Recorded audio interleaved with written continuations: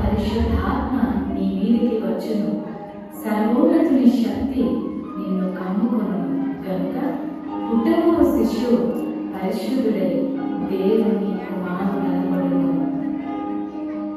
ప్రభు దాసురాలను నీ మాట చెప్పున నాకు జరుగును గాక.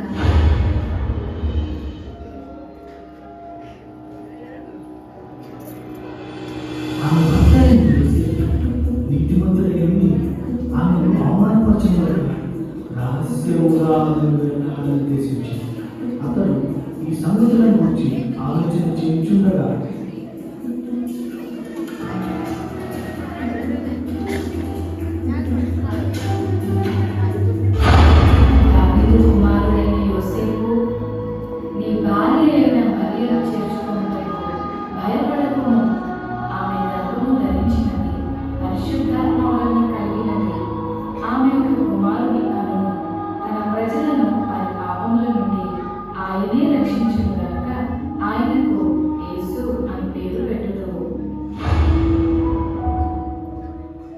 యోసేపు నిద్రమేలుకొని ప్రభుదూత తనకు ఆజ్ఞాపించిన ప్రకారం చేసి తన భార్యను చేర్చుకొని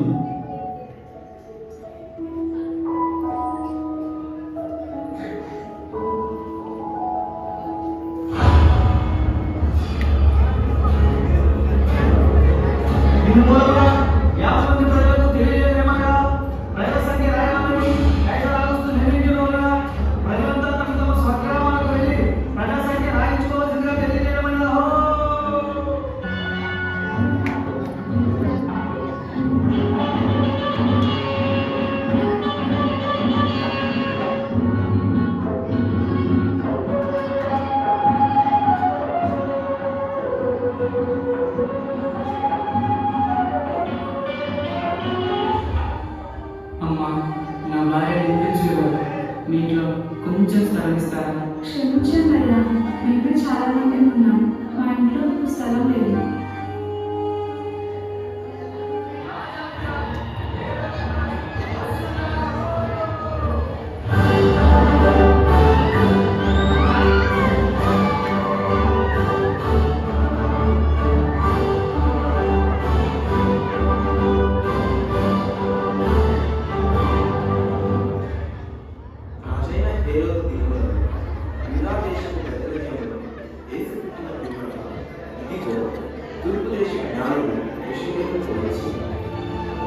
యూదుల రాజుగా పుట్టినవాడు ఎక్కడ? తూర్పు దిక్కున మేము ఆయన నక్షత్రం చూసి ఆయనను పూజింపవచ్చు. చిత్తం మహారాజు క్రీస్తు ఎక్కడ పుట్టును?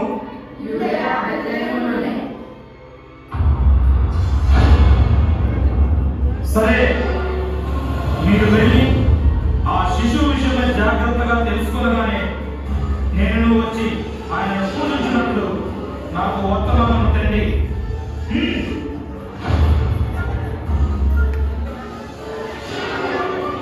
నేను ఓటమి ఎదుర్కొని హేరోదు రాజును మరి యొక్క రాజును పూజించడమా?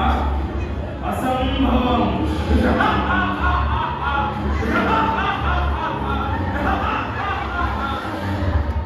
ఆ దేశంలో ఉన్న గొర్రెల కాపులు పొలంలో ఉండి రాత్రి వేళ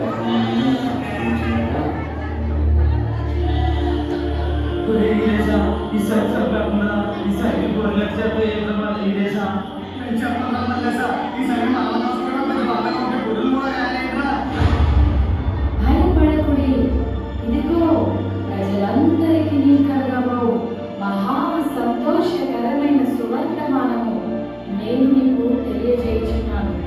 దావీదు పట్టణమందు నేడు రక్షకుడు మీ కొరకు పుట్టి ఉన్నాడు. ఈయన ప్రభువైన క్రీస్తు.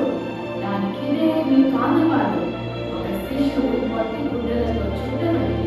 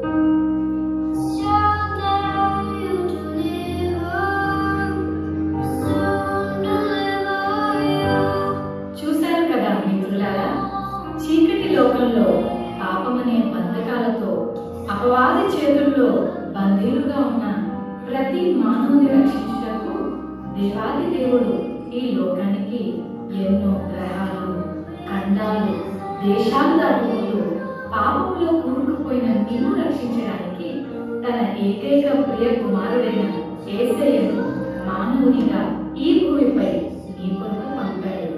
నిజ క్రిస్మస్ ఆనందం విందు వినోదాల్లో లేదు, కానీ నీ హృదయంలో క్రీస్తు ఉండటమే నిజమైన క్రిస్మస్.